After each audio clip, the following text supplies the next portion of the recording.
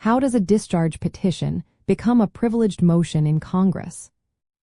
Imagine a situation where members of the United States House of Representatives or the United States Senate want to bring a bill directly to the floor for debate and voting, bypassing the usual legislative procedures. This process involves a tool known as a discharge petition.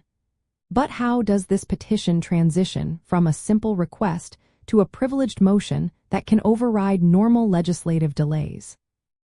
A discharge petition begins as a formal written request signed by a majority of members in the chamber. In the House of Representatives, this requires at least 235 signatures out of the total membership of 435. In the Senate, the process is slightly different, as it does not typically involve a formal discharge petition but can be initiated through special procedures or motions.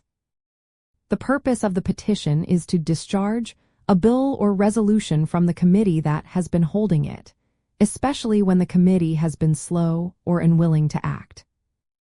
Once the required number of signatures is gathered in the House, the discharge petition is filed with the clerk of the House. The petition then becomes a privileged motion, meaning it can be called up for immediate consideration on the floor. This privilege is granted because it signifies a significant level of support among members to bypass the usual committee process and bring the matter directly to the chamber for debate and voting. However, there are procedural rules that govern how and when a discharge petition can be used. For example, in the House of Representatives, the petition must be available for at least 7 legislative days before it can be brought to a vote. During this period, members can sign or withdraw their signatures. If the petition garners the necessary signatures, it is placed on the discharge calendar, and after a certain waiting period, it can be called up for consideration. When the discharge petition is called up and approved by a majority of members, it effectively elevates the bill or resolution to privileged status. This means it can be scheduled for debate and voting without being subject to the usual committee restrictions or procedural delays.